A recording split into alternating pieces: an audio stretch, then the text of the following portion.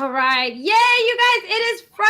It is book launch day, but today is just a wonderful day in general. So today also is mine and my husband's 6-year wedding anniversary. So it's a special day. But it's also another amazing day because we're celebrating Nathan's book, Christ at the Coffee Shop. And let me tell you, this book has had a banner on it for almost 2 weeks.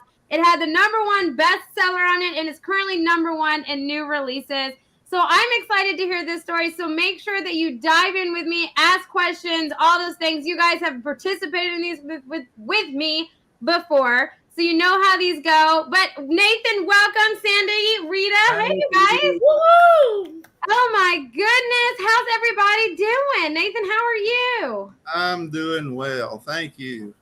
Oh, Glad to good. be here. So, Nathan, you are the man of the hour, which I absolutely love, and it is well deserved. So, tell us how Christ at the Coffee Shop, how did it kind of come about? How did it go from something you had to being in print? And then I want to hear that story about how you met Rita, but I want to know the journey of the book first. So, tell me a little bit about it. Oh, it's the simplest of beginnings. It just, I'm a Christian and I believe the Bible and I try to live like that. And I was teaching a Bible class one day and the preacher came up after the Bible class and he said, "That's the best lesson I've ever heard."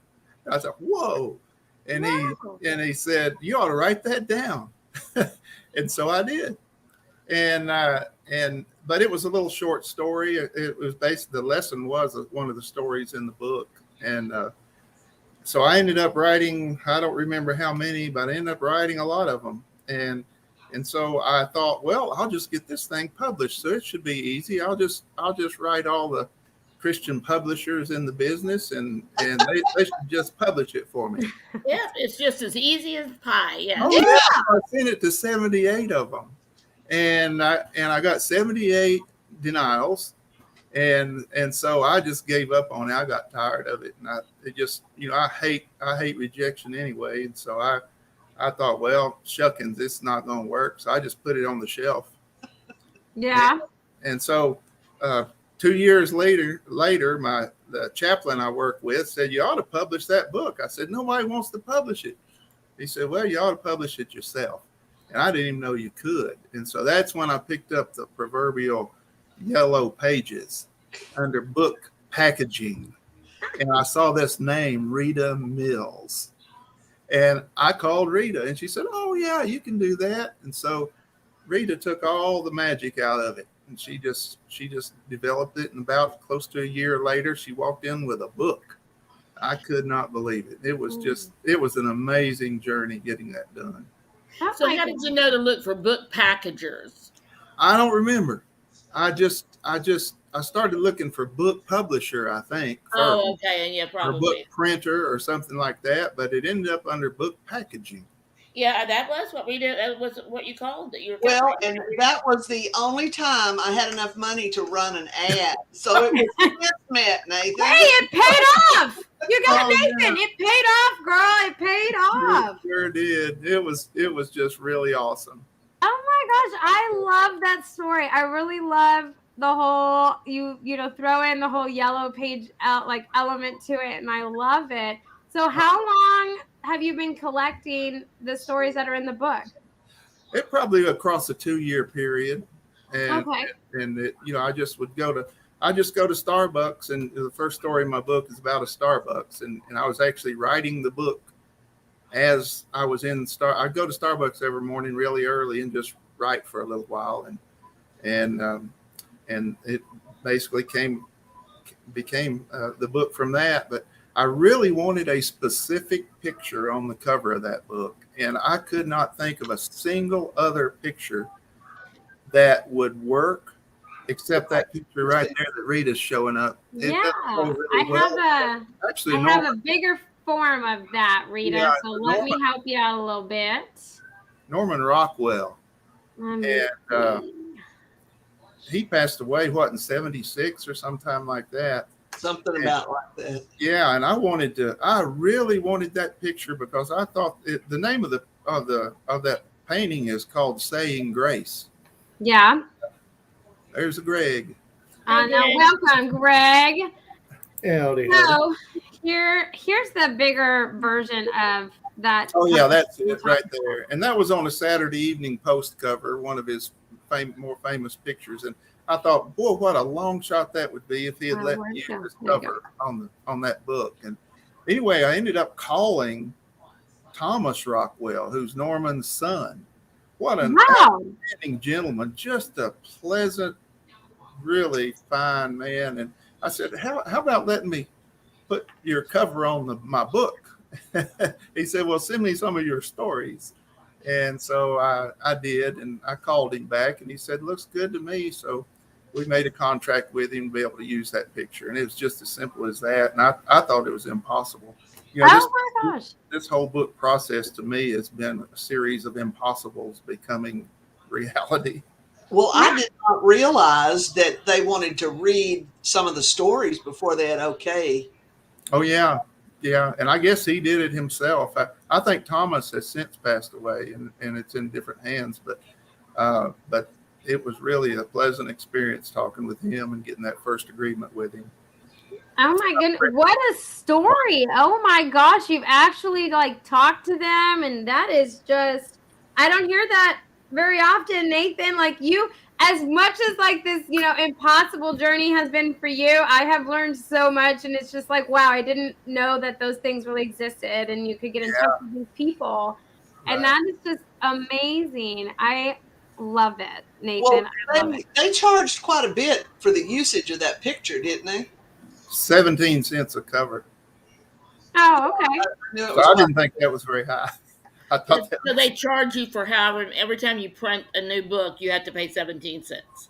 Per copy. Yes. Yeah, they had specific lettering that they wanted for their recognition of the fact that was where it was from. Right. Yeah, I think that's right, Rita. Yeah. Welcome, Mickey. Welcome to the party. Sorry, Amy. I forgot timelines and my daughter. And nice to meet you, Nathan. I didn't mean to come late. Yell at me. It's okay. Mickey, it's a relaxed environment, man. We are relaxed. Thought maybe, no. I'm like, oh no, Amy's gonna fire me. That's it. I'm done.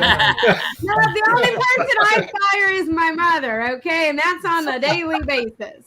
And Greg. I actually fired Greg from his own show, Nathan. So. I see. Which is why I was afraid I was getting fired, Nathan. You fired Greg. No, I love Nathan. I would never fire you, Nathan. I have loved working with you. But what I am dying to know, Nathan, is how was the whole process for you? I know that you found Rita in the Yellow Pages, which still blows my mind. I love that story. Like, I'm going to repurpose that story and just be like, quotes from Nathan. I found this in the Yellow Pages because I love that, because it really is.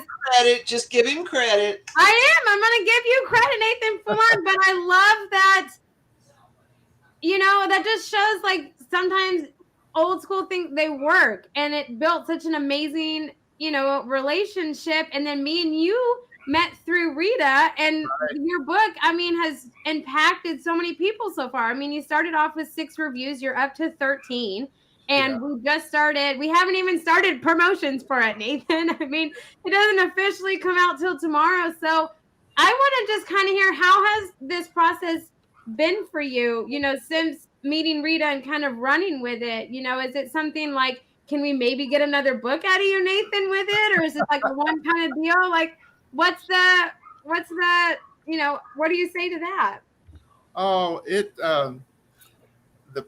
I'm what you might call a true neophyte.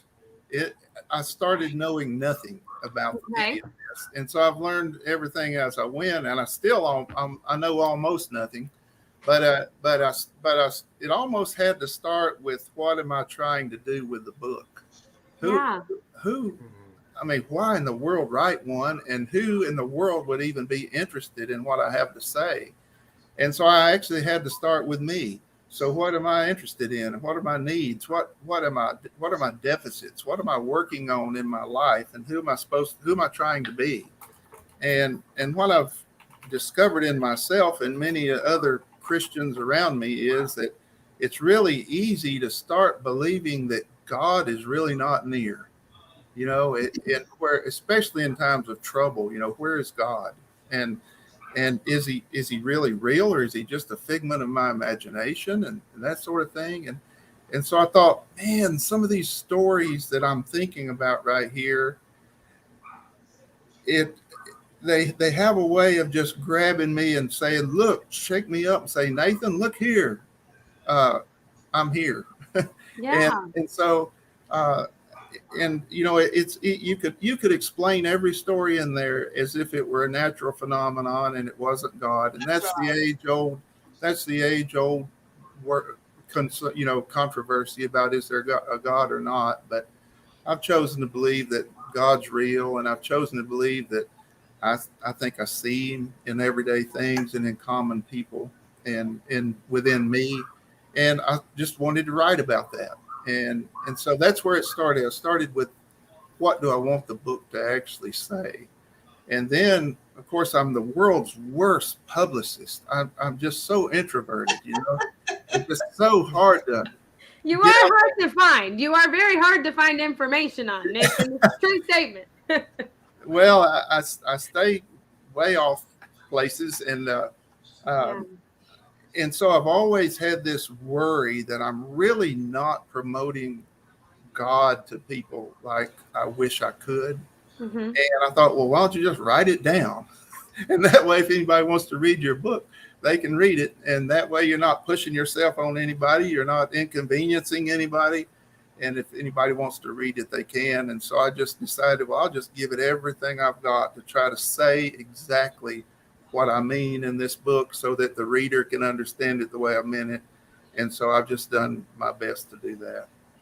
Well, so it's a journey. It's been I think that finding me in the Yellow Pages was a God thing, Nathan. I'm telling you, that's what I was going to say.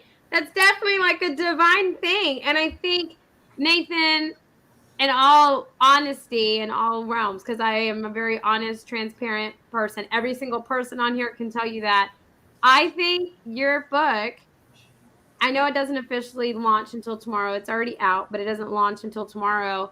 Has already impacted so many people, and it's already making changes in people. And I think that the thought that you had going into it is, I should write them down, and who do I really want this message to communicate with, I think is the smartest way to go about it, because your intention wasn't to, write a book and make all this money from the book. It was more about how can you spread God and impact people without hounding them and doing all those things, and I think that that's just refreshing. In an honest opinion, it's refreshing because it's like, me and you believe the same way. We believe in the same God and everything like that. But it was just refreshing to know that it's not just pushed upon you. You can read it because you want, but you're impacting the people that will get something out of it and making a difference in that sense. And I think that is the most beautiful way to approach writing a book. I've never heard that approach before, even in a spiritual book. And I truly just think that is the most beautiful angle to come from, because it really just was pure and genuine. And I think that's amazing. Let me read a passage that's on the back cover, which really says everything that we've been talking about. Absolutely. Many of us would like to see God, but can't find him, believing that he only expresses himself through blinding insights or peak experiences of some kind. If we must travel to the mountain to see God, most of us will miss him. This book brings him near. Sorry. It's true, though. That is beautiful. Absolutely. Yeah. And I think telling people's stories has got to be the very best way that you can say you wrote it, you put the stories together, all of that, so you can say, you're telling people about God through the voices of other people and their stories, which is a great way to get people to read them and then to hear about God and believe in him or not. That's still up to them, but I think it's a great way to bring God to people. And Christ in the Coffee Shop just sounds like the best title in the world. Although I didn't realize it's Christ at the Coffee Shop. So I had trouble finding it on Amazon. I got the link for you, Sandy. I got the link for you. I already Everybody found got- it, and I bought my copy earlier. I know. I'm telling you. That's what I did. Robert, yes. Does the book come across as authentic as Nathan does live? Yes, 100%. It does. And I think, Nathan, when Rita read the back, about God being near, whether he kind of realized it or not, I think is something that a lot of us forget, right? Because sometimes we can fixate on hardships or challenges that we're going through in life. And it's kind of one of those, though you're going through that, you have someone going through it with you, walking with you in it, and I think that will bring comfort to a lot of people that are going through hard times or are facing difficulties, in the way that things are going or how their life is panning out. Or maybe it's what one person needs that just brings them to faith, right? You really have no idea the impact that just that on the back of the book can make. I mean, look, it made Rita tear up. I mean, Rita, I love you. Well, Rita's a big softie. She is. She Well, is. I may look tough and mean because I'm 6 foot tall, but Yeah. my heart's awful soft. Yes, it is. She does try to cover it up, but she really is a softie. I know it is. And it's funny that like we're all talking about this, and I've gotten choked up in the last couple of minutes as well around this book. I'm actually getting baptized on Sunday for Father's Day. So, Wow, that's and this is so relevant to all of that. But Amy knows, as a publicist, Amy knows the kind of things I talk about, and it's all about not focusing on the book and focusing on the author branding and all of those things. yeah. With you, Nathan, just hearing you speak about this, that's going to be super easy because you are real, you are genuine. And in this case, and I don't think I've ever seen this before, in this case, the author and the book is all in one in terms of that overall brand. And I'll be honest, when I was first told about this, I was a little bit skeptical because I wasn't sure how to spin that.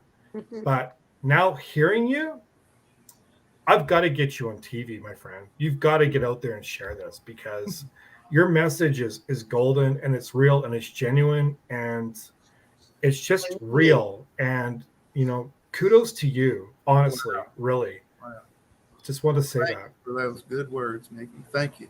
Thank you for that. Well, what I appreciate so about the book is it's good stories, but it's not preachy. It's good, solid, genuine information, but it's not preachy. Yeah. Yeah. What I've found in myself and others around me is that we all like truth, but it's really easy to focus on one side of the truth, like the war in Ukraine. And you might say, well, how can a good God like that? How can a good God allow all this to go on? And I've fought those same battles myself for decades. What are the answers to those questions? And where I come down with it is, what is the truth? And it's almost like there is some truth there, but is there some rest of the truth? And so it's like if Rita calls me up and says, "Hey, Nathan, let's go to the movies, or let's go on a picnic next week." I say, "No, I don't think I want to. It might rain." Well, what's the truth? Well, the truth is it might rain. That's true. Yeah. That's Yeah. Well, however, what's the rest of the truth? There's some more truth. And that is it might not rain. And so when I consider the rest of the truth, that gives me a liberty to choose. Now I get to choose. Since I don't know one way or the other whether it's going to rain, I get to choose what will benefit the most. And so I can just say, now I can say, hey, it might not rain. Let's go. And so when I focus only on the bad things that are going on in the world, that's true. It absolutely is true. But then there's some rest of the truth. And I'm just trying to present some of the rest of the truth in the book and maybe just give some hope to some struggling people and some inspiration where it seems a little bit negative in the world. Yeah. See, Nathan, that's the key right there. Is that's your whole intention behind it, is to give people hope that may be in a bad situation or may, need some kind of push or just someone to believe in them or hope to bring them back around. Yeah. You know, and I think, like Mickey said, that's what's so refreshing in anything, right? I mean, me and Sandy have been doing this together a really long time. Sandy was doing it before I got involved, and Rita published your book, okay? Yeah. Greg and Mickey have both been doing, you know, these things a long time, and it's something that collectively I can say we don't hear very often is the pure intentions, you know, behind it. And I think that that is what one makes it such a joy to work with you, because it's just genuine and you're just a relief to talk to sometimes, you know, and refreshing. But I think it's just the intention that you have, that you just want to give hope to people. And the best way for you to do that without getting all preachy, as Rita would say, and doing all that, is to write it down and put it in a book for them as a resource for them if they need help or are lacking the hope or belief or going through a bad spot. And Nathan, you don't hear that very often anymore at all.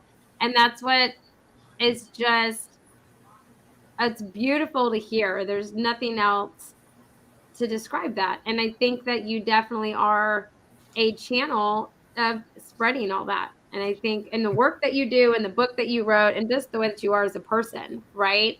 So for me, there's no doubt and no doubt in my mind why your book shot up to a bestseller, like right off the bat, and why it's still a #1 new release. Okay. Like there's no doubt. And it's, people are searching for this and people need it. And I think you fill a void for people, and that void is the lack of hope or belief in themselves during a difficult time. You know what I'm saying?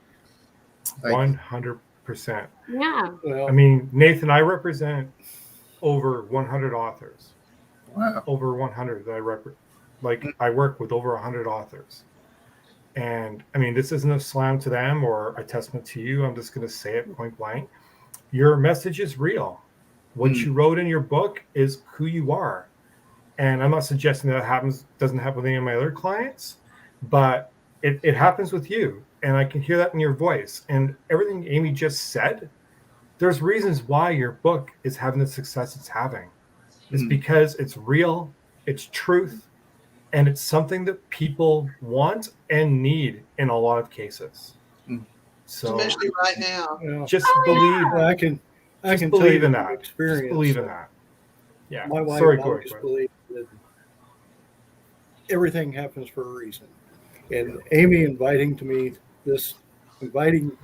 to this, if I can speak properly today, is just, I don't want to say coincidental, because I have been through hell and back. I don't know how many times. And it sounds like your message is more heartfelt, and being heartfelt is what gives people hope. Yeah. And absolutely, being real. And well, here's the cool thing, Nathan. I'm gonna show you something cool, okay? With everybody on here, I'm gonna show you something cool, okay? This banner right here, can you see my cursor? This banner right here, not very many people get, Nathan. That's what is so cool about this whole thing, because nothing that we are doing starts until tomorrow at all. Nothing starts until tomorrow. And that, where it says #1 new release I think that changed 2 days ago, but until 2 days ago, it said #1 bestseller. Oh, wow. And that's what the coolest thing is it's just one of those things that your message is getting out, like I was saying, and that's what makes it so amazing. But it's kind of one of those, it feeds a question for me, Nathan. And I am just a question person, okay? You just know this. I always ask you a ton of questions. But it's kind of one of those, for you, what was the whole deciding moment as, I'm going to put this whole thing together and I'm going to do this whole journey, right? I know you had mentioned, where no one really was interested in the book. And so someone had told you to self-publish. But what was the deciding moment for you that you were like, you know what, I'm really going to do this and take that leap of faith, or, and however you want to word it. What was that deciding moment for you? I made a deal with God. Okay. No doubt. You're not supposed to do that. I thought you weren't supposed to, to strike a bargain with him, but okay. I want to know. I want to know. Oh goodness. Yeah, You're tattling on yourself. yeah. When the chaplain, it had been sitting on my shelf for 2 years, and I'd look at it every day, and without hope of any kind. And he said, "That is really a good book. You really need to get it packaged." And I thought, okay. First thing I thought about was dollar signs. Because I was wanting the publisher to pick it up and pay me $1 million, and get it done and all that. And so when he said, do it yourself, I said, okay, well, that's going to cost me $1 jillion to do that. Yeah. And so I made a deal with God at that point. And I told him, I said, look, I am going to spend what it takes, and I'm going to give it everything I have. I'm going to lay my entire self bare on this book. Totally, it makes you real vulnerable when you write a book like that. Totally open to criticism and whatnot. Yeah, right. And so I said, I'm going to give it everything I've got, and I'm going to put it in as many people's hands as I possibly know how to do. Just don't let me go broke. Okay. So far, I'm not broke. Okay. But I haven't done my side of it yet. Not until today. I haven't kept my end of the bargain. So that is part of what I'm so excited about. I mean, I barely know how to turn a computer on, but you guys are coming together to help support this effort and make it happen. And so that's part of what I really love about this. This is a platform that can reach a lot of different people if they want to read it. And it's totally up to them whether they want to, but this allows at least to get it into people's hands, as many as I'm able to get them into. Yeah. And see, I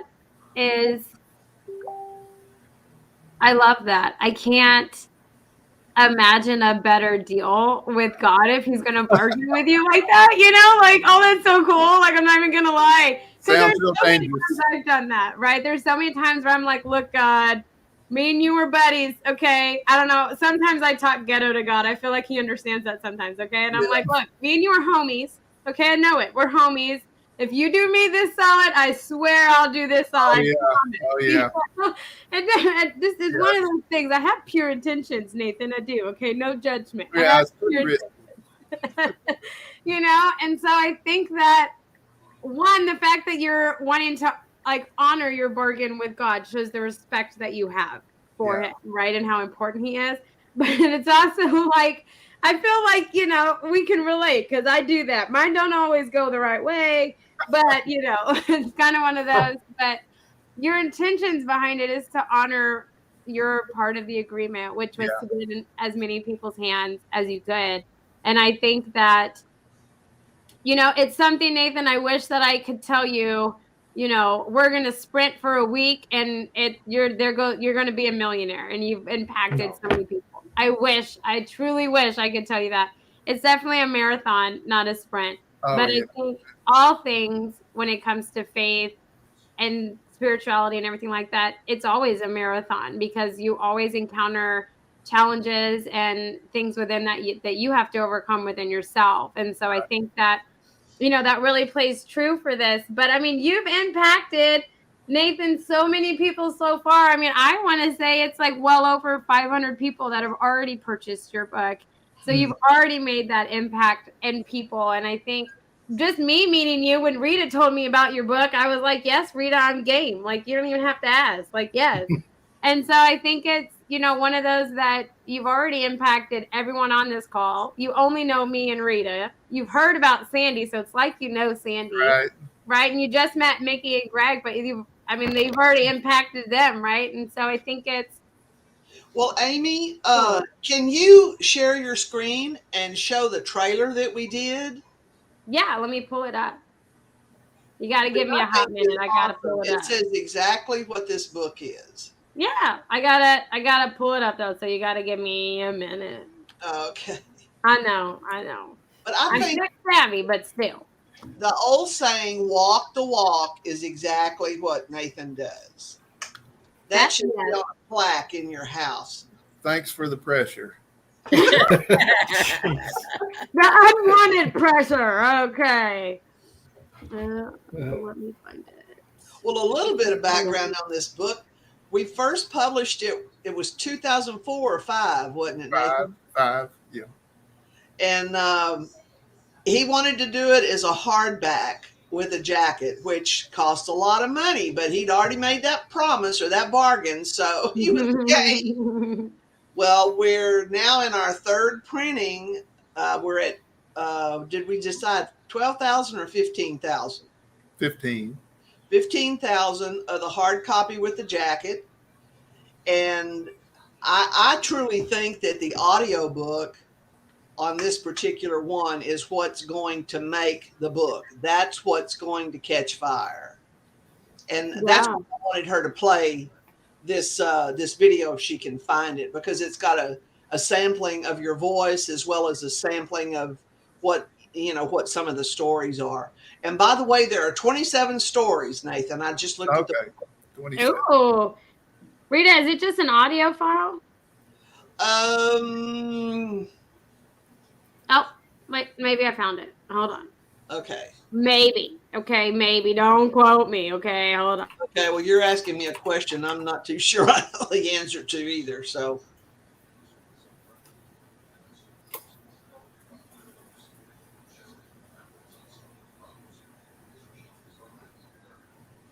Here it comes. There we go. Yeah, can you guys see my screen? Yep. Yes? Yeah. Okay, nod your heads when it starts playing to let me know you can hear it, okay? Okay. It was like a wave.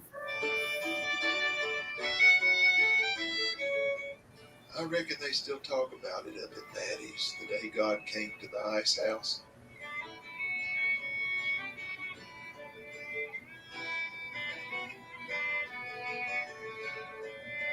Now I know in this world I'll certainly have monsters, but I can take heart, because he who walks with me has overcome the world.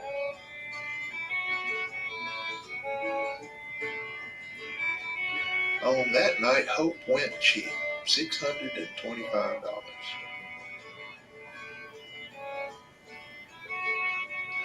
So I snagged her as she slunk past and made a closer inspection.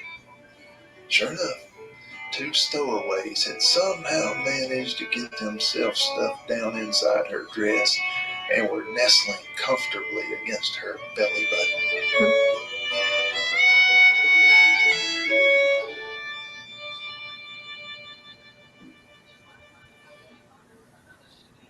Awesome.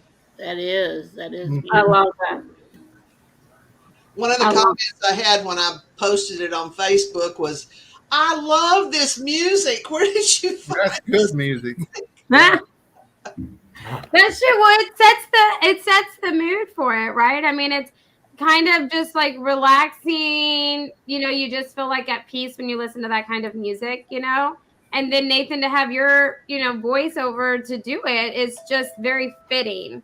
And not often can I say an author's voice is fitting to do their book. Okay, so it's a big compliment, because I am not very fitting all the time to do audiobooks, especially when my voice goes in and out with all kinds of stuff. Like it's how it goes. But I think, Nathan, I'm excited to hear what is next for you. Do you see like another book in store for you, or do you see just continue? I mean, I know you're going to continue your promise and get it in as many hands as possible, but what's next for you, Nathan, in terms of writing, or what in your journey is next? Oh, I'm writing another book. And it's called How to Keep Fear from Scaring You to Death. Oh, okay. That's a pretty big subject right there. That is. I love the title, though, because it does. It totally will scare you to death, okay? Yeah, it is. And I've been working on it quite a few years and struggling with the question, am I qualified to write such a book? But I think I'm getting there.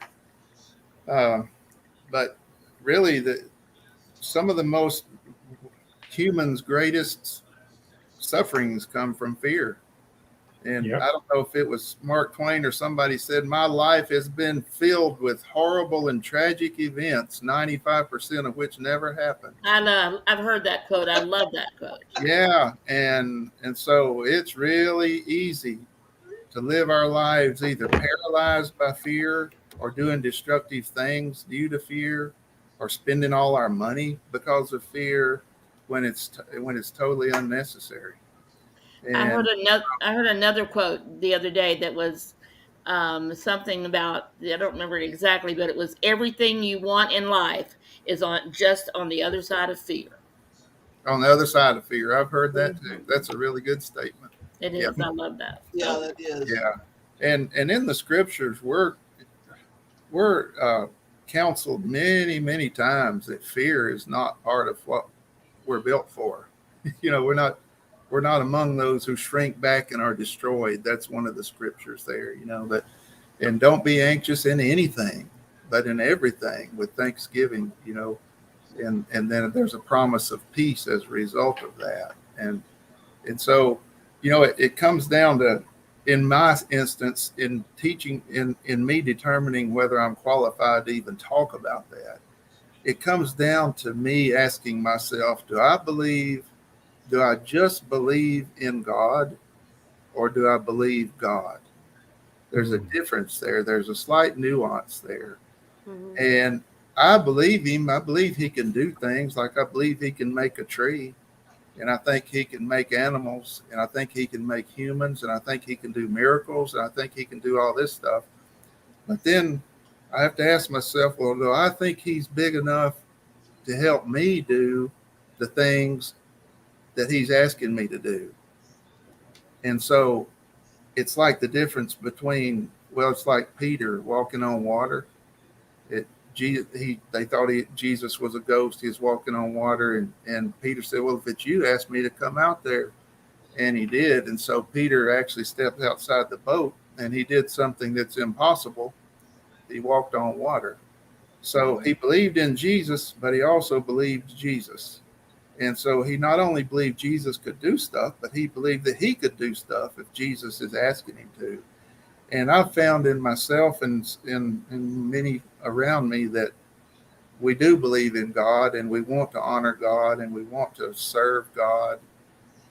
We just have a hard time believing that we can do what he's asking us to do, which is the same thing as saying we have a hard time believing he's big enough to empower us to do what he's asking us to do. So if he's asking us to not be anxious, we believe him or not? I mean, that's a good question. Are you going to believe him when he says, don't be anxious, don't be anxious? And Yeah. it's all through the scripture, this thing about fear. And so anyway, I just want to talk about some of that in this book. Yeah. I mean, I think, Nathan, that's something I personally haven't read a book, on conquering fear and things like that, but I think the question that you ask is one I feel like so many people struggle with, and they don't realize they struggle with that, and it's kind of one of those things, like, we're always told that it's okay to question things and to get answers, right? Because then you're seeking out answers and you're wanting, God to talk to you and do all these things. But it's different when you're like, yeah, I totally believe in God and he does all these things. But, do you believe that God, like, you're capable of doing these things too, kind of thing? And I think when you stop and ask yourself that, you can't help but just wonder about it and ponder on it and be like, well, I don't know. Some days I feel like yes. Some days I feel like I can walk on water. Other days, I'm in the deep end, I'm doggy paddling, one of those things. And so I think that, when you were talking, I was like, oh my gosh, I have totally asked myself these questions and I didn't know that I did. And I don't know if I ever came to an answer, to be honest, Nathan. I don't know if I ever did. Yeah. But it's something that I think is a hindrance, I think, for all of us is fear, right? That's always a hindrance. Fear keeps us from doing everything, right? And I think that's why so many people say, to look through the eyes of a child, right? Because they don't have any fear. They learn fear. And then the beauty that they have for life is once they develop fear and stuff, it kind of goes away. And so I think, going back to that kind of mindset, it's one of those where not having fear and trusting, like you were saying, can be such a beautiful thing, and have it where it goes, in a Yeah. smooth motion, and you're not held back from true potential, Yeah. So I think that's just a genius idea to do a book like that, because every single one of us struggles with fear, Yeah. Still use the lions on it, Nathan? Say again? Yeah. Are we still going to use the lions on the front? I think so. Yeah. Ooh. Got 'em somewhere. I'll have to dig, but I think I could find them. So Nathan, will this be a book with like different stories, or is this all going to be you writing the whole book as a voice from you, or God speaking through you? Have you thought about what the format's going to be? Yeah, I've struggled with that a lot, Sandy, and I think where I'm coming down is it'll be from me. It won't be. It'll be some stories about other people, but it'll just be me talking. Oh, And that's great. That's great. yeah, That would be a great book. I can see that now. yeah. And really the inspiration. I went. I was talking with a professional hunter in South Africa. He was telling me about how lions hunt and talking about fear scaring you to death.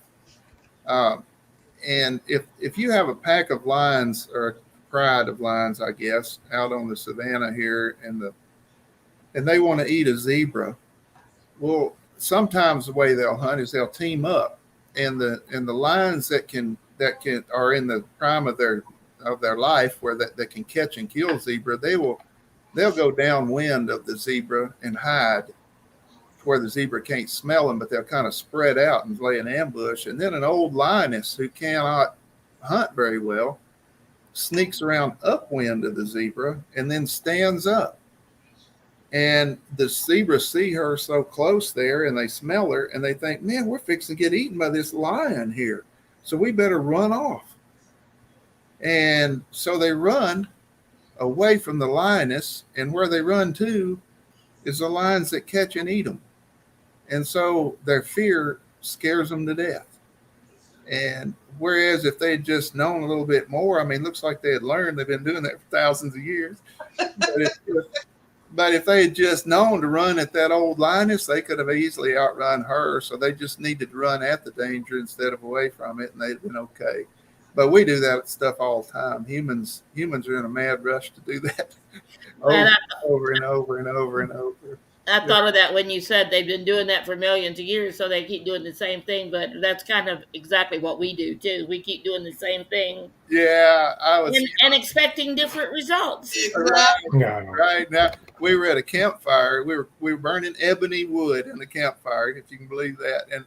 And he was telling me that story, and I found myself getting mad at the zebra, until I thought, whoa, wait a minute, we're doing the same thing over and over. Yeah. What is ebony wood? Oh, it's ebony. It's that black wood that people make figurines out of. They carve it and stuff. That only grows in Africa. Expensive wood. I don't know, but it grows in it grows in Tanzania, actually, for sure. Yeah. But anyway, it struck me as peculiar that we had burned it as campfire wood, because I'm used to thinking of it as an expensive wood. Yeah. So how far are you into that book? Well, I've written it once and threw it away. And what? Wait, hold on. Why did you throw it away? Okay, Nathan, over that, Nathan. And so now I'm trying to write it again, and okay. I'm a little ways into it. So okay, I wrote probably 16 chapters of it. I don't think where you find and that's what I threw away. So, but I'll probably not throw it totally away. I'll probably hopefully integrate it into where it makes sense. Nice. Hopefully you don't throw it away again. I mean, I'm just saying. Yeah. Nice. It's hard to really say exactly what you mean in a way that it's understandable to the person who's reading it. That's a real challenge. Real challenge for me. Yeah. Yeah. I mean, I could see that. I could see where it would be one of those where, as you would say, you would write and throw away a lot of things because it just doesn't do it justice or doesn't come across the way Right. that you want it to be.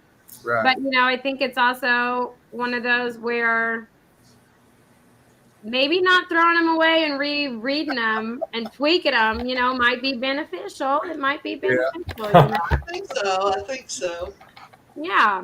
So, I mean, I think I like it. I think that's an interesting. I really like that it's about fear.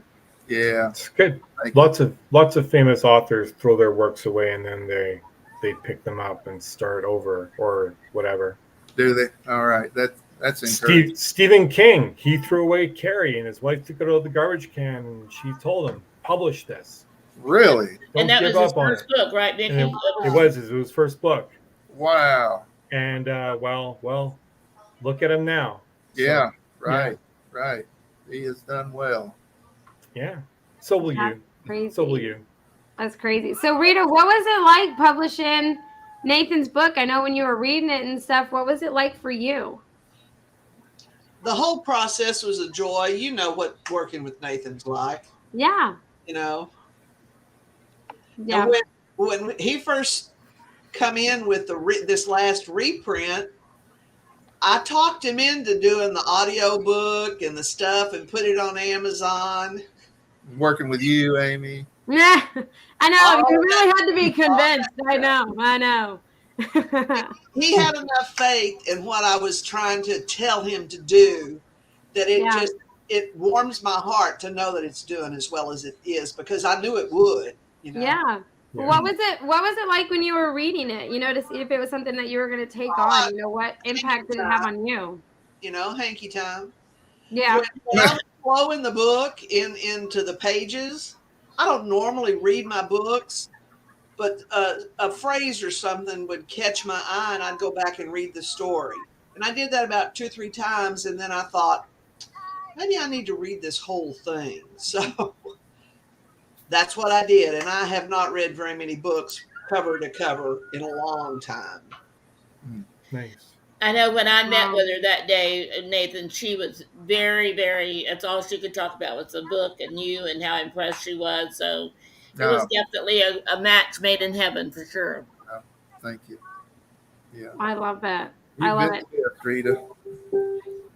You've been a good friend, Nathan. Mm-hmm. I love it. I feel like we're all like friends and family on this call. Like this is like not the first time, but it's definitely like the one where I just feel like we all just need a hug. You know, we should all just hug. It's one of those, you know, it's one of those things. But I think it's just, I feel like, you know, kind of like what Greg was saying, like we were all just meant to be on this call, Nathan, with you, and to celebrate you and to celebrate, you know, God talking through you through this book and the impact that it's going to make on people, and the fact that you struck this deal with God, you know, which is dangerous, but you did. And I mean, it's one of those things where I think it's just meant to be, you know, it's one of those, it's meant to be, and it's just exciting. And I think this is an exciting new chapter for you and journey. And I think that it's going to impact a lot of people for years to come, not just now, you know, while all of us are working together, but definitely for years to come. Yeah, it really is for me, Amy. This is really delightful for me. It's a totally new experience and another new form of vulnerability, which I plead. Love it. But it's just it's just so awesome. It's just wonderful to me to be able to have this platform and you guys to help support it and I'm privileged to have met all of you. Yeah. Honestly. Yeah. This has been amazing. This has just been amazing, especially after the kind of day that I've had, Nathan. This is just amazing. Okay. Like I needed to be with you today at 6. Okay. So it's one of those, it's just amazing. It's definitely divine and like God working in all of us. And I think that is such a beautiful thing to see and to witness and to be a part of in everybody's life, because every single one of us have impacted each other on this call at one point or another. And that's I find so beautiful. What I want to know, Amy, is where are those flowers you're supposed to get for your anniversary? Well, Rita, let me just tell you, instead of getting the flowers, okay, I got a brand new car. So Oh, it works out, okay? It works out. I can't be too mad at my husband for, because he didn't have a gift for me anyway. So I got myself a gift and gave him credit. That's how we did it, okay? Broadcast no slap. car. No, I haven't. I've literally walked in 6 minutes before this car from getting my call. So I will post photos and everything. But I mean, Nathan, you'll probably never talk to my husband, but I have talked about your book.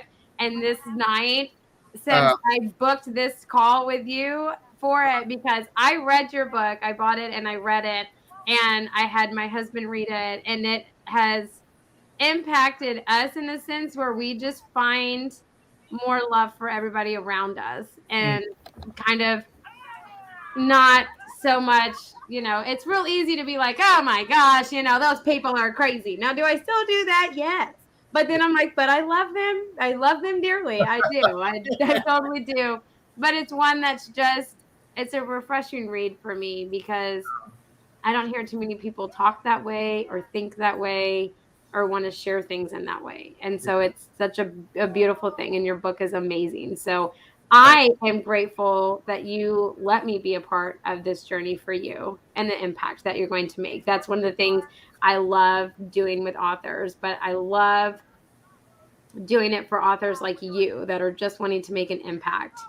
And I think that that's the most beautiful thing out there. And so I know, Sandy, you haven't said a whole lot. So I'm going to do closing comments, questions, celebrations that they want to say or do or anything before we wrap up. Yes, Robert, you are so welcome. I'll be dropping the link to look at Robert's book in the comment section below right after this. So make sure you go and check it out and share it with anyone that needs a refreshing read or, maybe needs a little bit more hope in their life. But Sandy, closing comments, questions, anything from you before we go? Nathan, it's been great. Absolutely wonderful and amazing. I'm so glad Amy asked me if I'd like to be part of your launch party. I'm like, absolutely. I've heard about Nathan for years and never met you. So it's nice to meet you. I hope we get to meet in person before long. So great. Congratulations. I think this is awesome. And Mickey, I know you and I never got to meet or work together. I'm so excited for you and Amy and the partnerships that you have. And I, of course, Greg, great to see you. And Rita, I love you, my friend. And I don't know who said earlier about not knowing anything about publishing. I think it was you, Nathan. But I met Rita.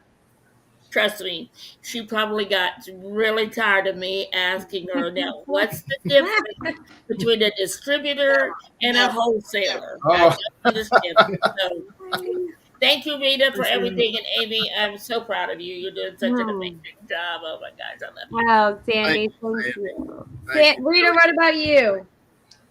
I just want to say congratulations. I got my fingers crossed. I'm praying when I go to bed tonight that this is a New York Times bestseller. Oh, girl, yeah. That would be fantastic. We'll throw that up there. Maybe Nathan, we need to strike another deal. Okay. We need to strike another deal. You guys can do that. I like how you nod your head like, no, Amy, I did it once. That scared me a little. I'm not doing it. I'm not doing it again. Mickey, Greg, anything from you guys? Well, I'll say congratulations on Nathan for hitting that #1 spot even before the promotion started going out.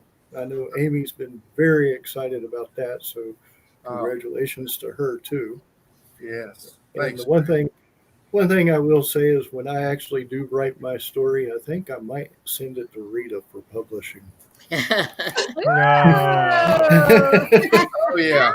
And that will be my story. She's retiring, Greg. Oh man, well, yeah. Darn it. Rita's a good one. Rita is awesome. Mickey, anything from you? Just it's a pleasure to be here. I've been talking with Amy about your book, Nathan, and I'm just really thrilled to be a part of this and get to hear you speak and get to know you. And God works in mysterious ways, because I met Amy and we both feel that God brought us together in our ventures and our partnerships. Wow. And I feel the same way about this project as well. And just, thank you for taking a chance on us, and well, I guess me, because you don't know me and you're letting me do that. So I just really appreciate that aspect, and I'm privileged and honored to work with you on your book and getting it out there. Thank you so much, Mickey. I really appreciate that. Yeah. Yeah. Well, Nathan, we are all excited, touched, and just ready for the impact that your book is going to make and already has made. And I know from all of us, just thank you for letting us be a part of this journey and impact that you're going to make now and in the future. And for dealing with me and my personality, which is a lot to take and to handle Yeah. for an hour, and my vibrant self. So thank you so much for letting us celebrate you and get you out there and exposed. I know that you're feeling vulnerable with your book, but your book is amazing. I'll be fine. And so just It's gonna thank do you so wonders. much for letting us do that. 100%. Thank you, guys. I'm really grateful to every one of you. Peace on you tonight. Absolutely. Yeah. Yes, absolutely. So you guys, this has been Nathan's book launch celebration. Make sure you check out the comments down below. The link to get his book is down below. His ebook is 99 cents all the way in through Monday the 20th. So make sure you check it out. Leave him a review. Like always, I say that is the greatest compliment that you can give any author. But also share this book with someone that may be low on hope or faith, or really just needs some kind of impact to help turn them around. Make sure you share this book with them, because this book will definitely do that. But until next time, you guys, we hope you guys have a great weekend. Happy Father's Day, everybody. Until then, bye for now. Bye, everybody. Bye.